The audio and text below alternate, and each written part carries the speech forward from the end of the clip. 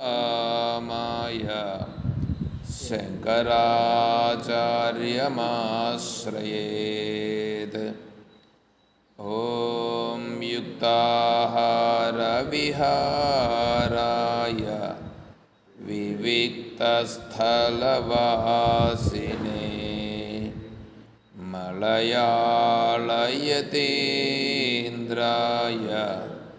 ब्रह्मनिष्ठाय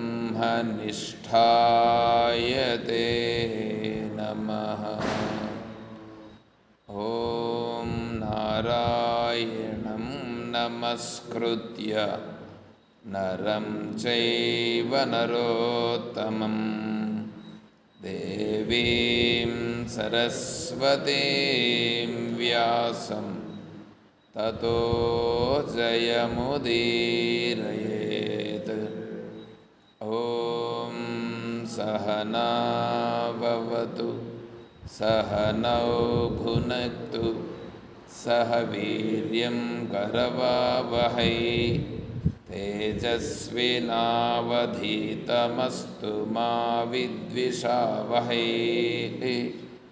ॐ शान्तिः शान्तिः शान्तिः। हरिः ॐ तत्सत्।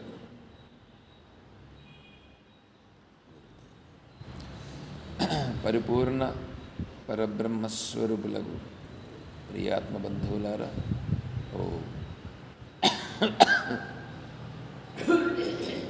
మనము ప్రశ్నోత్తరి విచారించుకుంటున్నాం.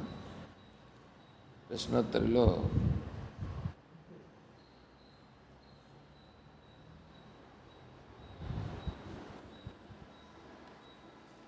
సంసారహృత్ కః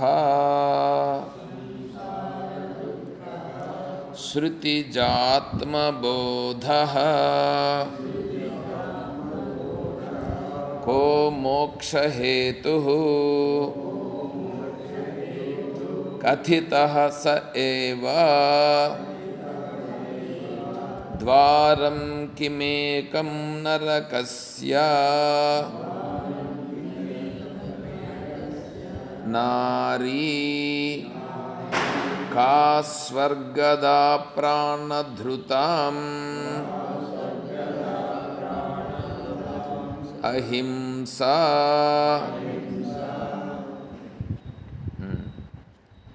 కా స్వర్గదా ప్రాణధృతాం ప్రాణధృతాం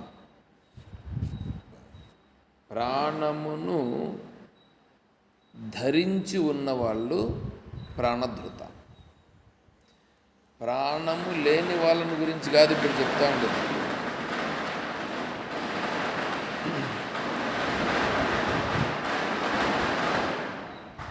ప్రాణముతో ఉండారు, ప్రాణంతో ఉండారు. ప్రాణముతో ఉండే వాళ్లకు స్వర్గము ఏది? ఎందుకంటే ప్రాణం పోయిన తర్వాత స్వర్గలోకం అనేది ఒకటి ఉంది అని, స్వర్గలోకాన్ని పొందుతారు అని చెప్తున్నారు. ఉపనిషత్తుల్లో కూడా ఉంది, భగవద్గీతలో కూడా ఉంది. త్రైవిద్యామాం సోమపాః పూతపాప యజ్ఞైరిష్ట్వా స్వర్గతిం ప్రార్థయంతే. స్వర్గతిం ప్రార్థయంతే, స్వర్గమును ప్రార్థిస్తారు, స్వర్గాన్ని కోరుకొని యజ్ఞము యాగములు ఇవన్నీ చేస్తారు. అంటే వాళ్ళు యజ్ఞం చేసింది స్వర్గలోకము కొరకు. వాళ్ళు స్వర్గలోకాన్ని కొరకు యజ్ఞం చేసినారు కాబట్టి వాళ్ళు స్వర్గలోకాన్ని పొందుతారు. ఇప్పుడు స్వర్గలోకం అనేటువంటిది ఉందా లేదా అనేటువంటి దాని గురించి మనం ప్రస్తావన చేస్తే, స్వర్గలోకం ఉందో లేదో ఎవరు చూసినారు? మీరు ఎవరన్నా చూసారా? నేనైతే చూడలేదు. కానీ శాస్త్రం చెప్పింది. శాస్త్రం చెప్పినప్పుడు ఉందని మనం అనుకుందాం. అయితే ఇప్పుడు ఆ స్వర్గలోకం నాకు అవసరమా వద్దా?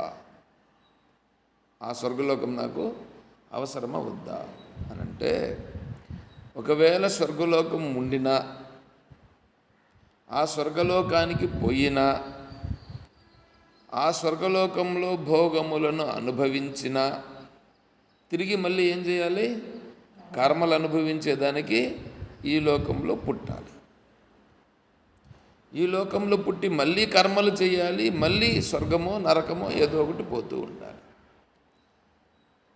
ఇప్పుడు ఈ లోకంలో ఉన్నటువంటి నాకు ఉండేటువంటి అవకాశం ఏమంటే, స్వర్గలోకము, నరకలోకము, ఇంకొక లోకము ఏవైనా ఉంటే కూడా, ఏ లోకమును పొందినా కూడా ఆ లోకములో ఉండేటువంటి భోగాలను అనుభవించి మళ్ళీ అక్కడి నుంచి కూడా మళ్ళీ ఈ లోకానికి వచ్చి మళ్ళీ కర్మలు చూసుకొని మళ్ళీ ఆ లోకాలు పొందడం, మళ్ళీ ఈ లోకానికి పొందడం, ఇదే జరుగుతూ ఉంటుంది.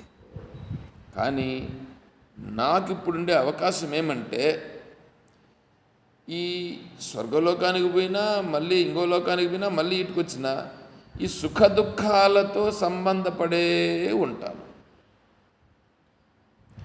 సుఖ దుఃఖాలతో సంబంధపడే ఉంటాను. ఇప్పుడు ఇంతవరకు ఒక్కొక్కసారి సుఖంగా ఉన్నాం, ఒక్కోసారి దుఃఖంగా ఉన్నాం, ఒక్కోసారి బాధపడుతూ ఉన్నాం, ఒక్కోసారి ఏమో పెద్దగా పొందేసినట్లుగా ఆనందపడుతూ ఉన్నాం. అది పోతా ఉంది, ఇది వస్తూ ఉంది, ఇది పోతా ఉంది, మళ్ళీ ఇంకోటి వస్తూ ఉంది. ఇట్లా సుఖ దుఃఖాల చక్రంలో చుట్టుకొని ఉన్నాం. ఈ సుఖ దుఃఖాలు అనేటువంటి దాంట్లోనే తిరుగుతూ ఉంది. కానీ ఈ సుఖ దుఃఖాల చక్రంలో తగులుకోకుండా దీనికంటే వేరైనటువంటి శాంతి అనేటువంటి స్థితిలో ఉంటూ వెళ్ళడము రావడము అనేటువంటిది లేకుండా, ఎప్పుడు నిర్మలముగా ఉండగలిగేటువంటి స్థితిని పొందేదానికి ఏమైనా అవకాశం ఉందా అని అంటే ఉంది అని సమాధానం. అది ఇప్పుడు మానవుడుగా ఉన్నటువంటి వాడికి ఇది అవకాశం ఉంది. మానవుడిగా ఉండేటువంటి వాడికి అవకాశం ఉంది. ఎవడైనా ఈ మానవుడు ప్రయత్నం చేయవచ్చు, దీనికోసం ఎవడైనా ప్రయత్నం చేయవచ్చు. అయితే వీడిప్పుడు ఏంటంటే, నేను నిర్మలంగా ఉండాలి అని కోరుకుంటూ మళ్ళీ ఆ బయట ఉండేటువంటి స్వర్గలోకాన్ని పొందితే బాగుంటుందే అని అనుకోండి. ఒకవేళ అప్పుడు వాడు ఏమవుతున్నాడంటే, నిర్మలంగా ఉండాలనే దాని వైపు ఒక కాలు పెడుతూ ఈ బయట ఉండేటువంటి స్వర్గలోకాలను కూడా నేను పొందాలి అనేటువంటి దాని వైపు కూడా ఇంకొక కాలు పెడుతున్నట్లు అవుతుంది. అప్పుడు ఏమవుతుందంటే, వీడి నిర్ణయము స్పష్టముగా లేదు కాబట్టి అప్పుడు వాడు ఏమవుతాడంటే, వాడు అట్లా ఇట్లా అంటే పూర్తిగా దేనిని పొందలేకపోతాడు.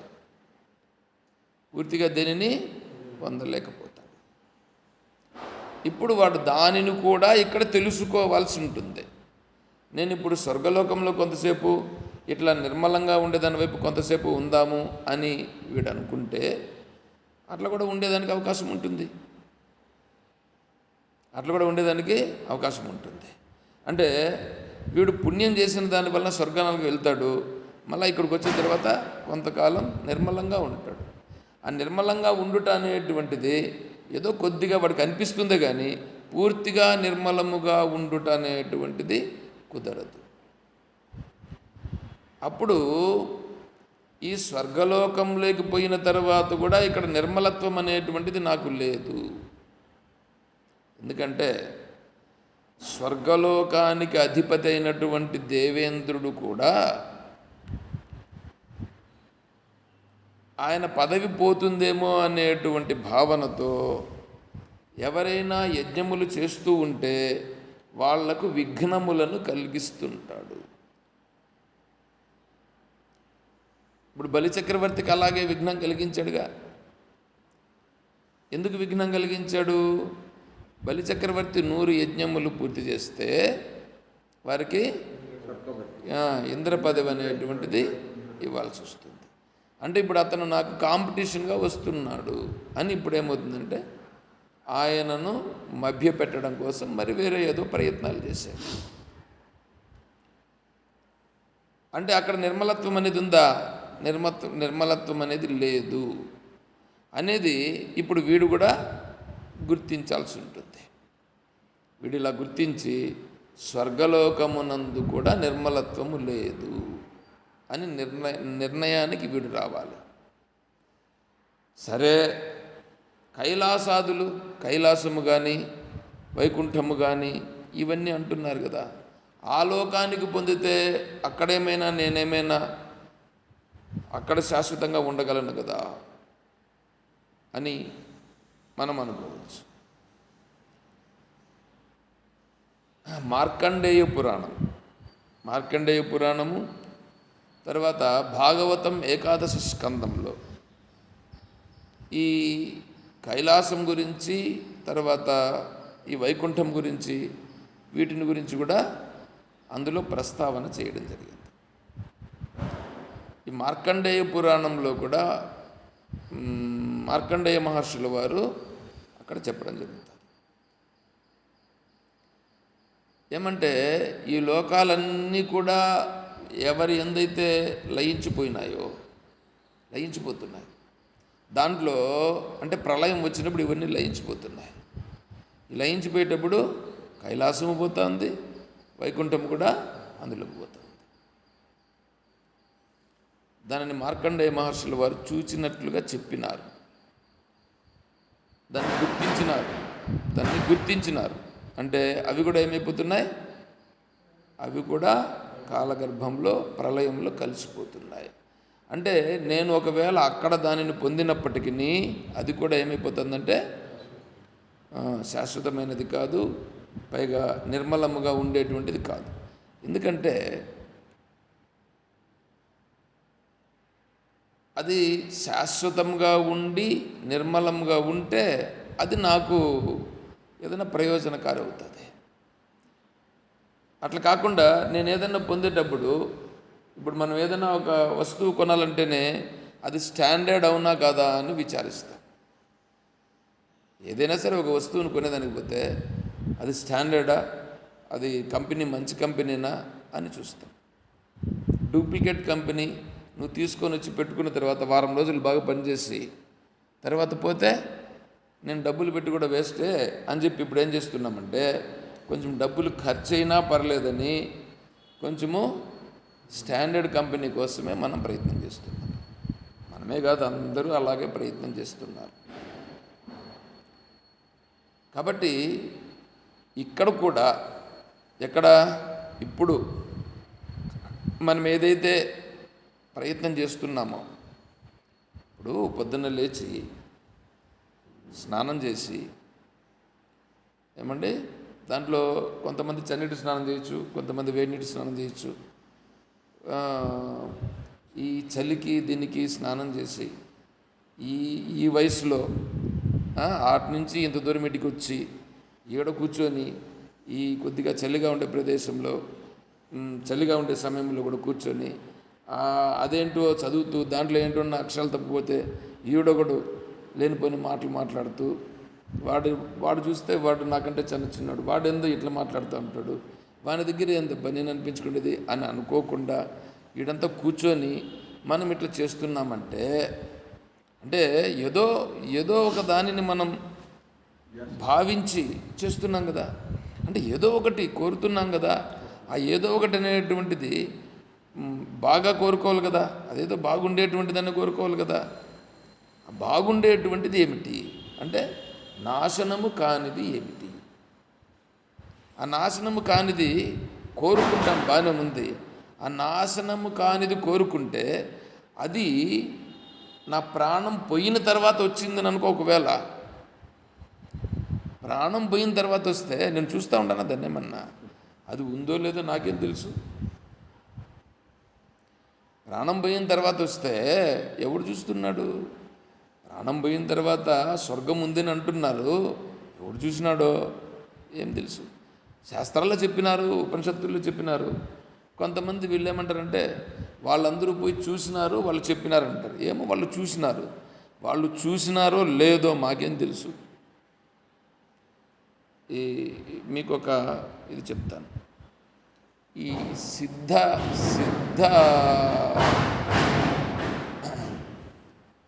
సిద్ధాశ్రమం అని ఒకటి ఉంది. సిద్ధాశ్రమంలో తమిళనాడు సిద్ధాశ్రమం, దాంట్లో పీఠాధిపతులు ఉన్నారు. ఆయన ఏం చెప్తాడంటే, ఆయన కన్నా పూజ చేస్తే దేవతలు దిగి వస్తారంట. ఆయన పూజ చేస్తే దేవతలు దిగి వస్తారు. బాగానే ఉంది ఏమప్పా, దేవతలు దిగి వస్తారని చెప్తారు. నేను పూజ చేసినప్పుడు దేవతలు దిగి వస్తారండి, మీరెవరైనా చూడగలిగే వాళ్ళు ఉండారా అని అడిగినాడు. చూడగలిగే వాళ్ళు ఉండారని అంటే దాంట్లో ఎవడో ఒక ఆయన వచ్చాడు. వస్తే నేను చూస్తాను అని అన్నాడు. సరే రా అంటే ఆయన చూడగలుగుతాడా లేడా అని ఈయన టెస్ట్ చేయడం ఆయన్ని. ఆయన టెస్ట్ చేసి నువ్వు చూడగలుగుతావులే రా కూర్చో అని చెప్పి కూర్చొని పెట్టి, మిగతా వాళ్ళందరూ దేవతలను చూడలేరు.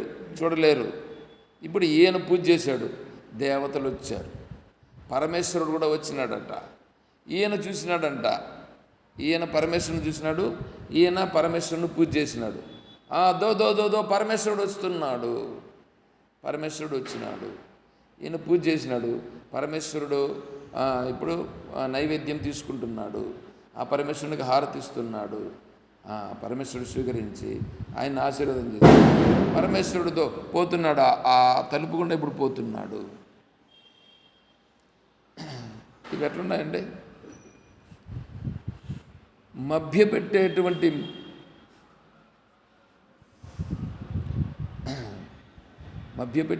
మాటలు, అంటే మోసకారి మాటలు, మోసం, పచ్చి మోసం. ఇట్లాంటి వాళ్ళు ఎందుకో వేరే మాటలు వస్తాయి, వద్దు.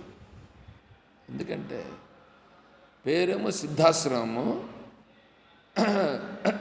చెప్పేటువంటి ఇట్లాంటివి. ఇవన్నీ మోసగారి మాటలని స్వామీజీ చెప్పారు. ఇవన్నీ మోసగారి మాట. వీటన్నింటినీ మీరు నమ్మద్దు, వీళ్ళ మాటలకు చూసి మోసపోవద్దు అని చెప్పారు. ఎందుకంటే పరమేశ్వరుడు అట్లా వచ్చేవాడు కాదు, అట్లా పోయేవాడు కాదు. పరమేశ్వరుణ్ణి అలా చూడడం అనేటువంటిది తప్పు. ఉపనిషత్తు అలా అంగీకరించదు. ఎందుకంటే శాస్త్రమే మనకు ప్రమాణం. పురాణాలు ఇవన్నీ వాటిలో ఎంతవరకు తీసుకోవాలో అంతవరకే తీసుకోవాలి, కానీ అవే ప్రమాణాలు కాదు. అర్థమవుతుంది కదా? కాబట్టి బ్రతికి ఉండాలి, ప్రాణం ఉండాలి. ఇప్పుడు నాకు ఏది సత్యమైనది, ఏది ఆనందమైనటువంటిది, ఏది శాంతిగా ఉండేటువంటిది అది తెలియాలి. ఇట్లాంటి మూర్ఖపు మాటలను నమ్మవద్దు. నీ జీవితమును వ్యర్థము చేసుకోవద్దు. ఇట్లాంటి వాటి కొరకు నీ ధనమును తగలబెట్టవద్దు అని స్వామీజీ బాగా వివరముగా చెప్పినారు. ఎందుకంటే ఇప్పుడు ఆయన ఒకడే కాదు, ఇంకొకడు ఉన్నాడు. మా సోదరుడు ఒకడు ఉన్నాడు. మా సోదరుడు రామదూత స్వామి అని ఒక ఆయన ఉన్నాడు. మీరు విని ఉంటారేమో. రామదూత స్వామిని మీరు గూగుల్లో సెర్చ్ చేస్తే కనిపిస్తాడు. రామదూత రామదూత స్వామి ఆయన పేరు, వారి పేరు రామదూత స్వామి. వారు హిమాలయాలలో తపస్సు చేసుకుంటూ ఉంటారట. వస్తూ ఉంటారు, తిరుగుతూ ఉంటారు. ఆయన చెన్నై వస్తాడు, తిరుపతి వస్తాడు, హైదరాబాద్ వస్తాడు, విజయవాడ వస్తాడు, ఇంకా ఎక్కడెక్కడ పోతాడో నాకు తెలియదు. ఇవి మాత్రం వస్తారు అని అంటూ ఉంటారు. ఎందుకంటే వీడు మా సోదరుడు అడుగు పోతూ ఉంటాడు, ఆడిపోయి ఏందో మెయింటైన్ చేస్తాడు. ఆయన భక్తుడు, ఆయన సోదరుడు, ఆయన భక్తుడు కూడా. ఇప్పుడు ఏంటంటే ఆ రామదూత స్వామి చేసినాడంట డబ్బంతా. రామదూత స్వామి ఏమంటే ఆయన ఇప్పుడు అవతార పురుషుడు. రామదూత స్వామి అవధూత అంట, అవధూత. సరేలేమ్మా, నువ్వు చెప్పద్దు. అవధూత అవతార పురుషుడు, సిద్ధ పురుషుడు. ఏమి కావాలంటే అవన్నీ ఇస్తాడు. ఎవరెవరినో చచ్చిపోయే వాళ్ళని కూడా బతికిస్తాడంట. ఆయన వెళ్ళిపోతాడు దీనికి హిమాలయ పర్వతాలకు వెళ్ళిపోయి అక్కడ ఉండేటువంటి వాళ్ళను 3000-4000 సంవత్సరాలు తపస్సు వాళ్ళతో కూడా మాట్లాడతాడట. ఇట్లాంటి పిచ్చి, దీన్ని ఏమంటారు, పిచ్చి.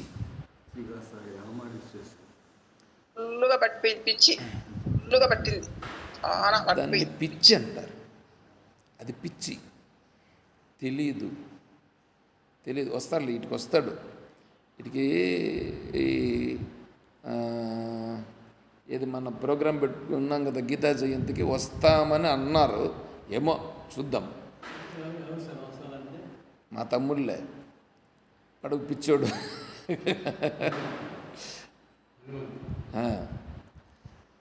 ఇప్పుడు రామదూత స్వామి అంటే వాడు ఎట్లంటే వీడే రామదూత అయిపోతాడు. అట్లా అంటే అంత ఇదిగా ఉంటాడు. అంటే ఆయన అన్ని సిద్ధులు కలిగిన వాడు అని వీళ్ళు నమ్ముతాడు. మళ్ళా నువ్వు భగవంతుని గురించి మాట్లాడితే నువ్వు అట్లా ఇట్లా అని ఎంతెంతో చెప్తాడు.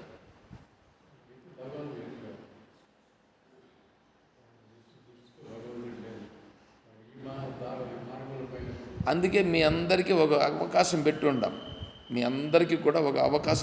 ఏం తెలుసా? భగవద్గీత జీవన యాత్ర 10 నిమిషముల్లో ప్రసంగం చేయవచ్చు. ఎక్కడ? గీతా జయంతి రోజు మీ పేర్లన్నీ ఇవ్వాల్సి ఉంటుంది. అంటే మీరు చెప్పాల్సి ఉంటుంది భగవద్గీత మీకు జీవితంలో ఎలా మార్గదర్శనంగా తీసుకుంటున్నారు అనేటువంటి మీరు చెప్పవచ్చు. ఇప్పుడు ఏం చేస్తున్నాం? ఇప్పుడు ఏవేవైతే చెప్తున్నామో ఇవన్నీ కూడా ఏంటివి? ఇవి మనస్సు చేత కల్పించినటువంటి భ్రమలు. ఇదొక భ్రమ. ఇవన్నీ ఎందుకు చెప్తున్నానంటే ఇవన్నీ భ్రమలప్ప అని చెప్పడం.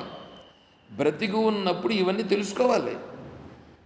ఉన్నప్పుడే తెలుసుకోవాలి. నిజమైనది ఏదో కూడా తెలుసుకోవాలి. ఎందుకంటే నేను సక్రమంగా పోవాలిగా. నా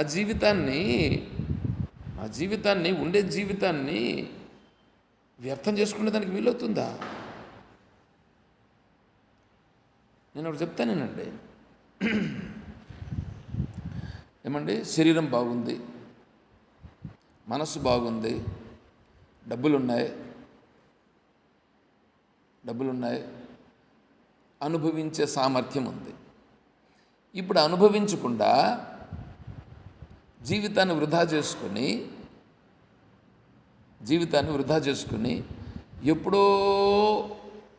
ఎప్పుడో ముసిలోడైపోయిన తర్వాత ఉంటానో ఉండనో తెలియకుండా అప్పుడా దేవుణ్ణి నేను పట్టుకునేదే. ఒకవేళ దేవుణ్ణి పట్టుకునేదానికి ఇప్పుడు వచ్చినానని అనుకోండి. దేవుణ్ణి పట్టుకునేదానికి ఇప్పుడు వచ్చినాను అంటే ఒకవేళ దేవుడు లేడు అని అనుకో. ప్రపంచం దృష్టిలో దేవుడు అంటారు కానీ వాళ్ళు దేవుని దగ్గరికి రావట్లేదు. ఎందుకనంటే దేవుని పైన పూర్తిగా దృఢం లేదు కాబట్టి. ఇప్పుడు ఆయన ఉండాడో లేడో తెలియకుండా ఉండేటువంటి దేవుణ్ణి పట్టుకొని ఇప్పుడు బాగుండే జీవితాన్ని నాశనం చేసుకొని లాస్ట్కు వచ్చిన తర్వాత, ఇప్పుడు నిన్న కూడా ప్రసంగం వచ్చింది, నిన్న రాత్రి దీంట్లో సన్యాసం తీసుకుంటే, సన్యాసం తీసుకున్నటువంటి వాళ్ళు కూడా ఏం చేస్తున్నారంటే వెనక్కి వచ్చేస్తున్నారు. కొంతమంది సన్యాసం తీసుకుని కూడా మళ్ళీ వెనక్కి వస్తున్నారంటే వాళ్ళని ఏమనాలా అంటే వాడికి ఇంద్రియ లోలత్వం అనేటువంటిది తగ్గల. ఇంద్రియాల యొక్క భోగాపేక్ష అనేటువంటిది అదేదో భ్రమతో ఏదో సన్యాసం తీసుకుంటే ఏదో అయిపోతుందనే ఉద్దేశంతో పోయినాడు, కానీ ఆడ సన్యాసంలో ఏమీ వాడికి కాల. అందుకని వాడు ఏం చేశాడు, మళ్ళీ వాడు వెనక్కి వస్తున్నాడు. అట్లా వెనక్కి వస్తే వాడంత పనికిరానుడు లేదు అని శాస్త్రం చెప్పింది. ఇప్పుడు ఉండే జీవితాన్ని వృధాగా పోగొట్టుకుంటే, ఉండే జీవితాన్ని అనుభవించకుండా పోగొట్టుకుంటే ఆ జీవితం మళ్ళా వస్తుందా? ఆ జీవితం మళ్ళా వస్తుందా? రాదు కదా. అప్పుడు ఊరికే పోగొట్టుకున్నట్లు కదా నా జీవితాన్ని. అర్థమవుతుందా? అంటే ఊరికే జీవితాన్ని పోగొట్టుకోవాలన్నా నేను ఇప్పుడు ఉండే సమయాన్ని, ఉండే భోగాలను అనుభవించేటువంటి దాన్ని నేను పోగొట్టుకొని ఇట్లా రావాలన్నా? భగవంతుని ఉండాడో లేదో తెలియనటువంటి దేవుణ్ణి పట్టుకొని ఈ మార్గంలో పోవాలనా? ప్రశ్న చూడండి, అర్థమవుతుందా? యయాతి అనేటువంటి ఒక రాజు, ఆ రాజు ఏం చేశాడు, భోగాలను అనుభవించినాడు, తృప్తి కలగల. వాళ్ళ గురువు దగ్గరికి వెళ్ళాడు, నేను ఇంకా భోగాలు అనుభవించాలి కాబట్టి నాకు శరీరం ఇంకా యవ్వనంగా ఉండేటట్లుగా కావాలి అని అడిగినాడు. ముసలుడు అయిపోయినాడు. అప్పుడు ఏం చేశాడు ఆయన, నీకు మళ్ళీ కొత్త శరీరం ఇచ్చేదానికి కుదరదయా అందే అన్నాడు. లేదు నాకు కావాలి, ఏదన్నా ఉంటే ఉపాయం చెప్పండి. అట్లయితే చచ్చిపోయి వేరే శరీరం తెచ్చుకో అన్నాడు. సరే నేను వేరే శరీరం తెచ్చుకున్నాడు, ఆ శరీరంతో నేను వచ్చినాను, నాకేంటి గ్యారెంటీ అందుకంటే సరే నీకు ఒక ఉపాయం చెప్తా. నీకు వేరే వాళ్ళు ఎవరైనా నీకు శరీరం ఇస్తే నీ శరీరాన్ని వాళ్ళకి ఇచ్చేటట్లుగా వాళ్ళ శరీరం నీకు వచ్చేటట్లుగా ట్రాన్స్ఫర్ అయితే చేయగలుగుతాం. అంటే ఇప్పుడు గుండె ట్రాన్స్ప్లాంటేషన్ చేస్తారు చూడు, అట్లాగా శరీరాన్ని నేను ట్రాన్స్ప్లాంటేషన్ చేస్తానన్నాడు. ఇది ఇంకా ఎట్లుండదు చూడండి. బ్రెయిన్ మార్చేస్తున్నారు, మెదడు కూడా మార్చేస్తున్నారు. ఇప్పుడు తలకాయని తీసేసి వేరే తలకు పెట్టేస్తున్నారు. అట్లా నీ శరీరాన్ని మార్చేస్తా, నువ్వు ఎవరన్నా సరే తీసుకుంటాడు. ఆయన చాటింపు ఇప్పించాడు. ఎవరైనా సరే ఎవడొస్తాడు, ముసలి శరీరం తీసుకొని నీ శరీరం ఇవ్వాలంటే ఎవడొస్తాడు చెప్పండి? ఎవడు రాలేదు. చివరికి ఎవరు రాలేదని చెప్పి తన కొడుకులుంటే కొడుకులను పిలిచాడు. కొడుకులను పిలిచి చెప్పాడు. చెప్తే 8 మంది ఏమో కొడుకులంట. ఒకడు ఒప్పుకోలే. లాస్ట్ కొడుకు ఉండి ఎవరు ఒప్పుకోకపోతే ఎట్లా అనుకున్నాడేమో మనకు తెలియదు. సరే నాన్న, మీరు ఇచ్చినారు ఈ శరీరాన్ని, పితృదేవత ఆరాధన చేయాలి అని అంటుంది శాస్త్రం కూడా. ఆయనకి ఏదో కొద్దిగా శాస్త్రం పట్టింది కాబట్టి మీరు నన్ను అడుగుతున్నారు కాబట్టి నా శరీరాన్ని నేను నీకు ఇస్తాను. సరిపోయినారు. ఎవరి దగ్గర? గురువు దగ్గరికి పోయినారు.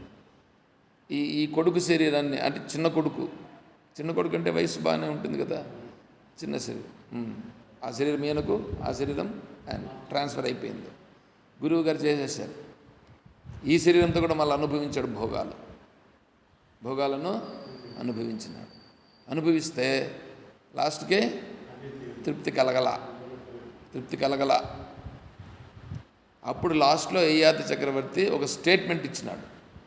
ఒక స్టేట్మెంట్ ఏమిటి?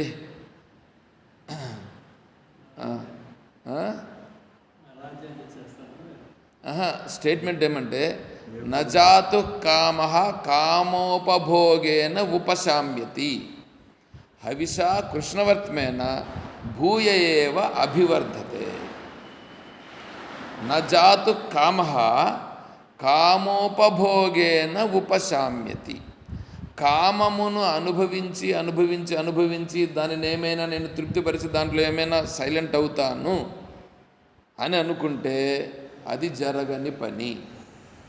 నువ్వు అనుభవించే కొద్దికి దాంట్లో ఇంకా నీకు కామమును అనుభవించాలనేటువంటిది ఇంకా ఎక్కువ పెరుగుతుందే కానీ దానిలో నీవు చాలు అనేటువంటిది జరగదు. ఎట్లా అంటే దానికి ఒక ఉదాహరణ, హవిష కృష్ణవర్తిమేన అంటే యజ్ఞం చేస్తున్నాడు. యజ్ఞం చేసేటప్పుడు యజ్ఞంలో అగ్ని మండుతుంది కదా, ఆ అగ్నిని ఆర్పేయాలని వీడేం చేస్తున్నాడంటే నెయ్యి వేశాడట. అగ్నిని ఆర్పేయాలని నెయ్యి వేసినాడు. నెయ్యి వేయగా అగ్నిని ఆర్పివేయవలయునని ఆ అగ్ని ఏమైనది, ఆరిపోకపోగా మరింత ప్రజ్వరిల్లుతుంది కదా. దా ఉదాహరణ ఇచ్చాడు.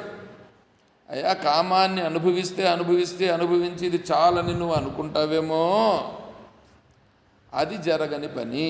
ఎందుకంటే ఒక శరీరం కాదు, 2 శరీరాలతో నేను అనుభవించేశా. ఆయన ఇచ్చిన స్టేట్మెంట్ చూడండి. చక్రవర్తి ఆయన, యయాతి చక్రవర్తి అనేటువంటి వాడు ఎట్లుంటుంది చెప్పండి, ఎన్ని అనుభవించవచ్చు. అట్లా అనుభవించి ఆయన ఇచ్చిన స్టేట్మెంట్ అంటే నిర్ణయం చేసి చెప్పాడు. కాబట్టి కామమును అనుభవిస్తామని చెప్పి నువ్వు పోతే ప్రయోజనమేమీ లేదు. బ్రతికి ఉండగా నీ శరీరంతో నువ్వు ఏమి తెలుసుకోవాలో అది తెలుసుకోవడం కోసం ప్రయత్నము చేయుము అని చెప్పాడు. అంటే ఇప్పుడు ఏం చేయాలి మనము? శరీరం బాగున్నప్పుడే, ఆరోగ్యం బాగున్నప్పుడే, యుక్త వయస్సు ఉన్నప్పుడే, చెవులు వినిపించకపోకముందే, కండ్లు కనిపించకపోకముందే ఈ అద్దాలు తీసేస్తే ఏందో నాకు కూడా బాగా కనిపించదా. వీటికి వచ్చిన తర్వాత 2 సార్లు అద్దాలు మార్చిన. మొన్న అదే పనిగా పోయినా నేను. ఎందుకంటే అద్దాలు ఇచ్చాడు. ముందు అద్దాలు ఇస్తే అద్దాలు వేసుకుంటే ఏమంటే పుస్తకము ఇట్లా పెట్టుకోవాలి, ఇట్లా పెట్టుకుంటే కనిపిస్తుంది, ఈడ పెట్టుకుంటే కనిపిస్తుంది. దగ్గర చూపు కూడా ఇంత దూరంలో చూడాలా, ఇంత దూరంలో కనిపించదు. మన ఇచ్చిన అద్దాలు ఈ మధ్యలో 9 నెలల అద్దాలు తీసుకున్నాను, ఇస్తే అది కనిపించలేదు. పైగా తలనొప్పి రావడం ప్రారంభించింది. సరే అని మళ్ళీ పోయినా, నిన్నలా మొన్న పోయినాను. పోతే వాళ్ళు కొంచెం విసుక్కున్నారు. మొన్ననే కదండి ఇచ్చిండేది మధ్యలో అన్నారు. నా పరిస్థితి ఇట్లా ఉందండి నిన్న అంటే అప్పుడు వాళ్ళు చూశారు, మీ వయసు ఎంత? 53, 54 ఏదో చెప్పారు. మీరు ఇక్కడ 50 రాసిండారు, 50 సంవత్సరాలు సరిపోయి అద్దాలు ఇచ్చినారు మీకు. మీరు 3 సంవత్సరాలు 4 సంవత్సరాలు ఎక్స్ట్రా అయింది కదా, ఈ అద్దాలు మీకు పనికిరావు అని చెప్పి ఇప్పుడు మళ్ళీ టెస్ట్ చేసి మళ్ళీ వేరే ఇచ్చినారు. చూడండి ఎట్లా ఉందో. అంటే ఆ అద్దాలు అడిగినాయి, ఈ అద్దాలు బాగానే ఉన్నాయి, ఈ అద్దాలు ఇప్పుడు బాగానే ఉన్నాయి. అదొక 2000 వేస్ట్ అయింది. అంతకుముందు ఏం చేసినాము, కాకినాడకు పోయినప్పుడు ఆడొక అద్దాలు తీసుకున్నా. ఆ అద్దాలు తీసుకొని బాగున్నాయని చెప్పి అదేందో ఏంటో ప్రోగ్రెసివ్ అని ఏదో ఒకటి ఇచ్చినారు. ఆ అద్దాలు ఏంటంటే 2000 రూపాయలు దానికి ఇచ్చి పెడితే అదేమైందంటే దాన్ని తీసుకొని దాన్ని వేసుకొని ఏదో చూసేదానికి బాగుంటాయని ఇట్లా పెట్టుకొని వస్తే అది కొన్నాళ్ళు వేసుకున్న తర్వాత నాకు దాని విషయమే తెలియదు. ఆ తల దిమ్మైపోయేసేసి తల తిప్పేసేసి ఒకరోజు అర్ధరాత్రిలో ఏమైందంటే తల నిలవకుండా అయిపోయింది. అప్పుడప్పుడు అర్ధరాత్రిలో స్విమ్స్ హాస్పిటల్కి పోవాల్సి వచ్చింది, తల ఏమో అయిపోయింది అనేసి. వాటికి పోయి స్కాన్ చేసి అవన్నీ చేయాల్సి వచ్చింది. ఏమైపోతుంది అనేటువంటి భావన నాకు కూడా అనిపించింది. కాబట్టి అంత ఇబ్బందులు వస్తాయి. అందుకని చాలా జాగ్రత్తగా ఉండాలి. అంటే ఏమి, కండ్లు బాగున్నప్పుడే, చెవులు బాగున్నప్పుడే, పండ్లు బాగున్నప్పుడే, నాలుక బాగున్నప్పుడే, శరీరం బాగున్నప్పుడే.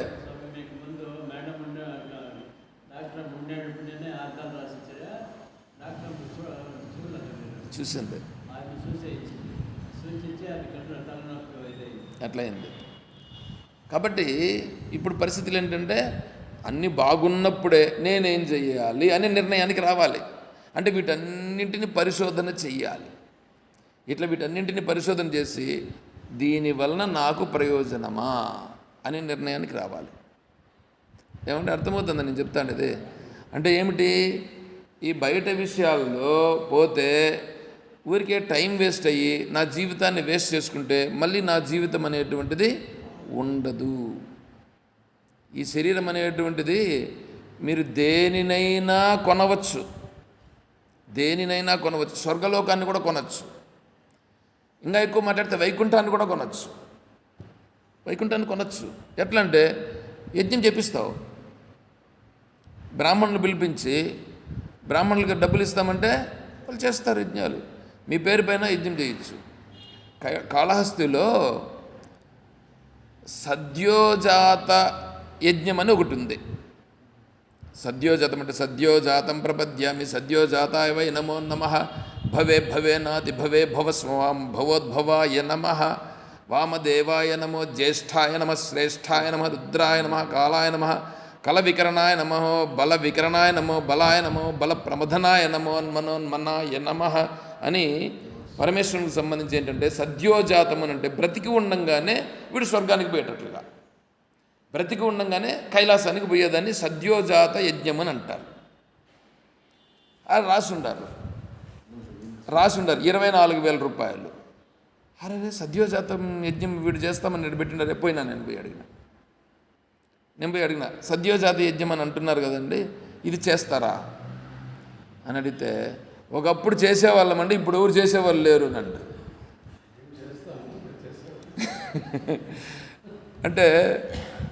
అంటే నేను దాని గురించి ఎంక్వైరీ చేశాను. నేను కాళహస్తిలో సద్యోజాతం యజ్ఞం అని ఒకటి ఉంది. అది రాసి ఉండాలి 24,000 రూపాయలు. దానికి 24,000 కాకపోతే 50,000 పెడదాం, లేకపోతుంది పెడదాం. ఏమి సద్యోజాత ముక్తి, సద్యోజాతం అంటే బ్రతికి ఉండంగా స్వర్గానికి, స్వర్గం కాదు కైలాసం కాదు. ఎట్లవుతుంది? కాదు, అది జీవన్ముక్తి కాదు.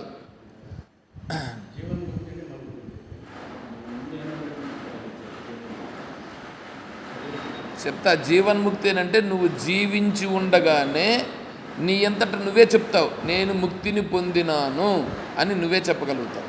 అది జీవన్ముక్తి. అర్థమవుతుందా? నువ్వే జీవించి ఉండగానే నువ్వే చెప్పగలగాలి ఏమని, నేను ముక్తిని పొందినాను. అది జీవన్ముక్తి.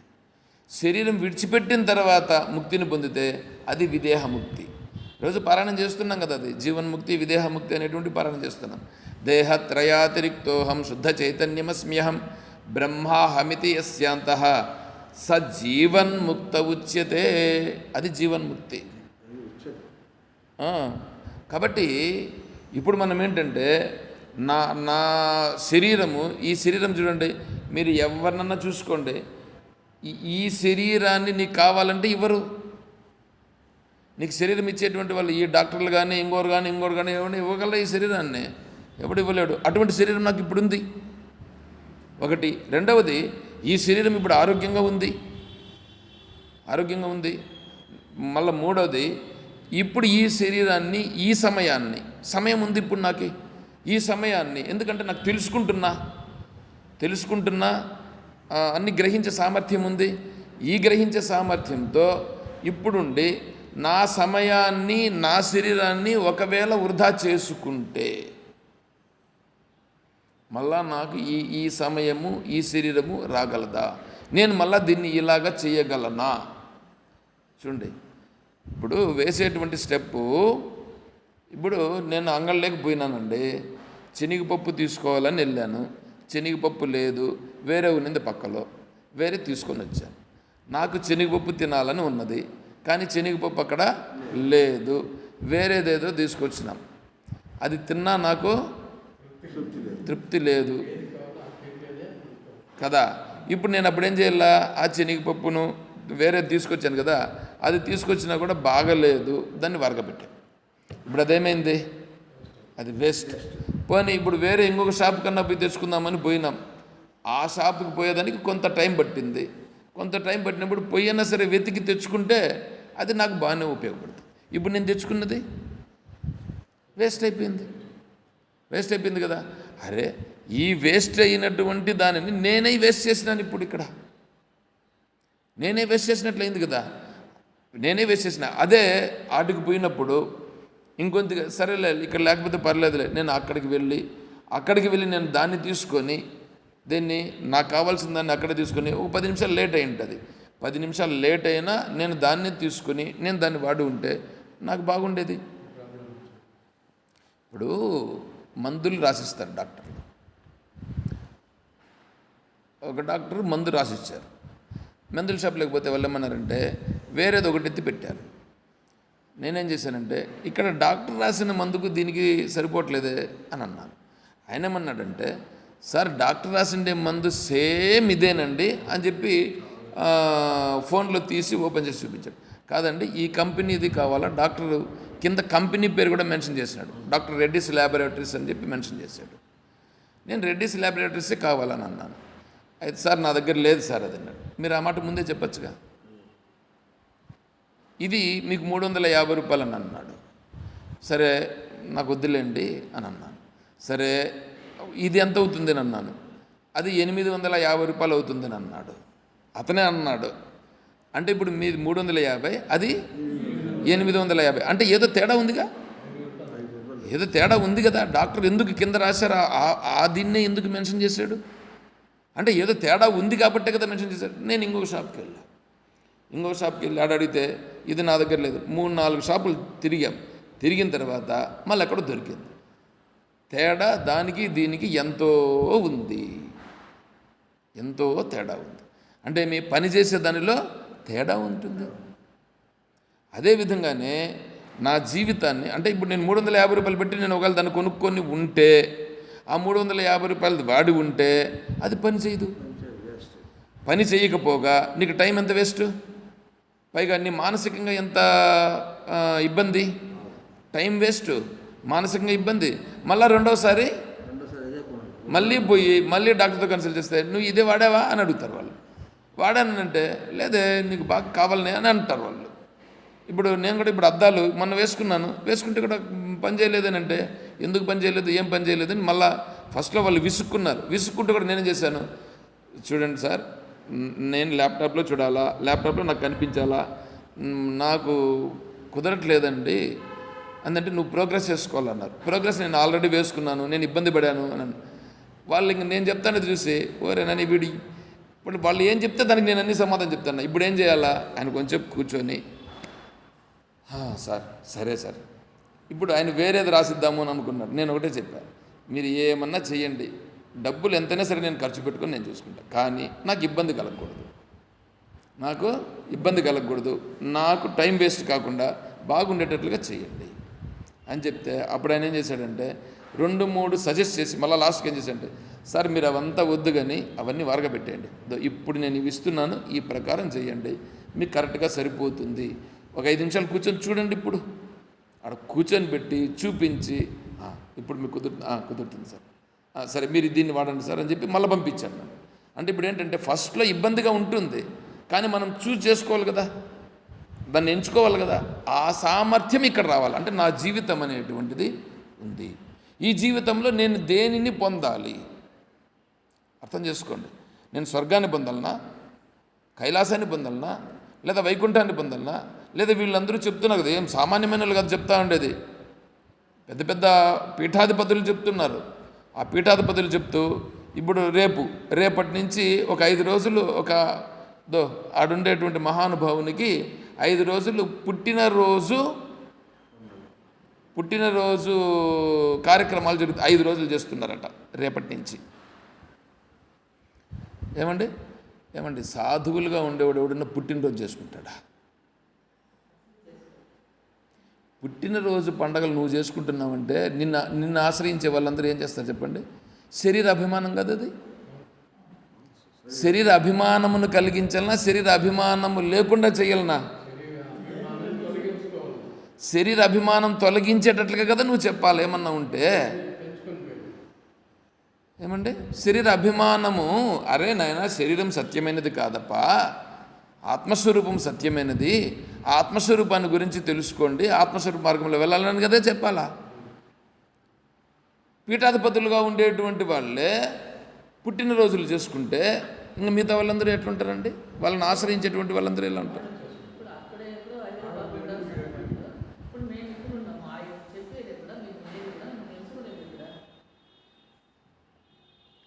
చూడండి ఇట్లా. ఇప్పుడు నేను అందుకే చెప్తా ఉండేది, నేను అందుకే ఏం చెప్తున్నానంటే, మీకు ఇప్పుడు ఈ సమయం ఉంది, ఈ సమయాన్ని మనం వృధా చేసుకుంటే, ఎందుకంటే జీవించుడు ప్రాణధృతాం ప్రశ్న ఉంది కదా ఇక్కడ. శిష్యుడు అడుగుతాండే ప్రశ్న చూడు ఎట్లా ఉండదు. శిష్యుడు అడుగుతాండే ప్రశ్నలో ప్రాణధృతాం స్వర్గద, జీవించి ఉండగా, ప్రాణం ఉండగా స్వర్గం. చూసారా, ప్రాణం ఉండగా స్వర్గలోకం అనేటువంటిది నేను పొందుట ఎట్లు. ఆయన త్రిశంకు స్వర్గం వచ్చింది కదా, త్రిశంకువు బ్రతికి ఉండంగానే నేను స్వర్గలోకానికి పోవాలని కదా కోరాడు. విశ్వామిత్ర మహర్షి, వశిష్ఠ మహర్షి అంగీకరించలేదు. విశ్వామిత్రుడు నేను పంపిస్తానన్నాడు, పంపించాడు. ఇప్పుడైనా స్వర్గలోకాన్ని పొందారా వారేమైనా?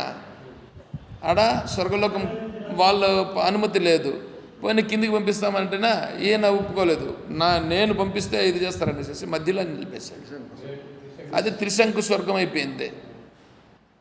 ఇప్పుడు ఆయన పైకి లేదు, కిందికి లేదు, మధ్యలో పడిపోయిన. అందుకే కదా మనలో ఎవరైనా కూడా త్రిశంకు స్వర్గంలో పడిపోతావని అంటారు. కాబట్టి ఇప్పుడు మనం కూడా ఏంటి, మనం ఇప్పుడు ఇవన్నీ చూసుకోవాలి కదా. ఇవన్నీ చూసుకొని నా జీవితాన్ని, నా ప్రాణమును, నా ఆయుష్ని నేను ఎట్లా సద్వినియోగం చేసుకోవాలి. ఏమంటే బాగుందా లేదా? ఇది ఎంత బుద్ధి వివేకం ఉంటే వాడి ప్రశ్న వేస్తాడు.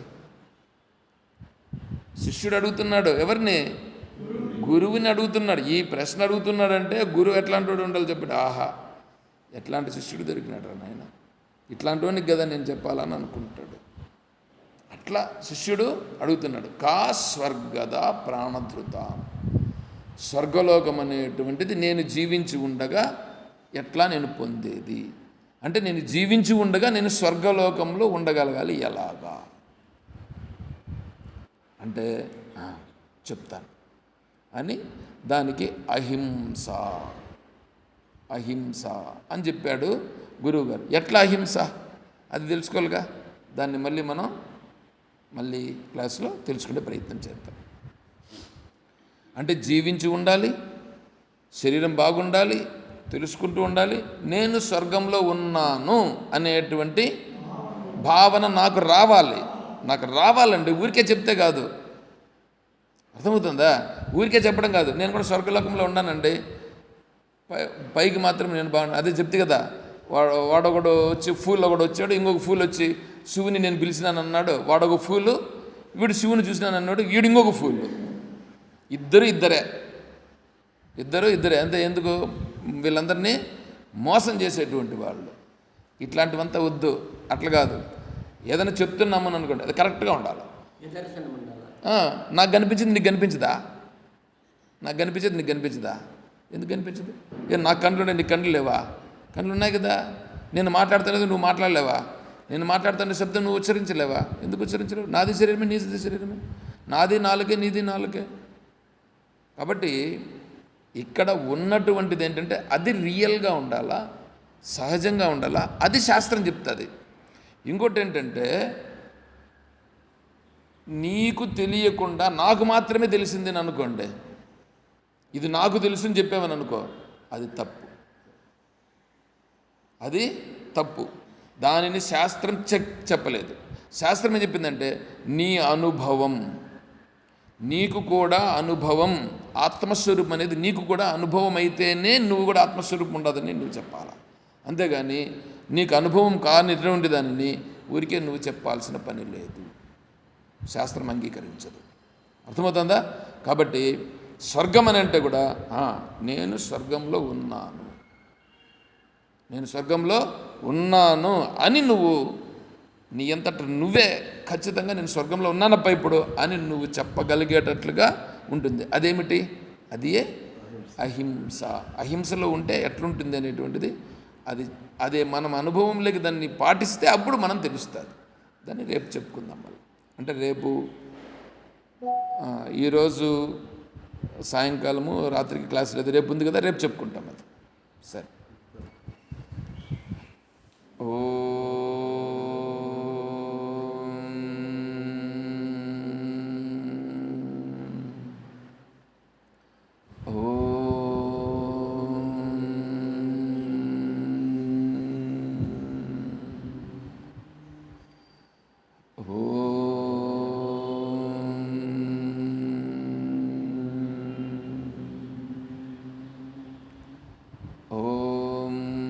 असतो मा सद्गमय ॐ तमसो मा ज्योतिर्गमय ॐ मृत्योर्मा अमृतं गमय ॐ शान्तिः शान्तिः शान्तिः हरिः ॐ तत्सत् ॐ सर्वं श्री सद्गुरुचरणारविन्दार्पणमस्तु ॐ जय बोलो श्री कृष्ण परमात्मा की जय बोलो गीता माता की जय बोलो भक्त मंडली की हर नमः पार्वती पतये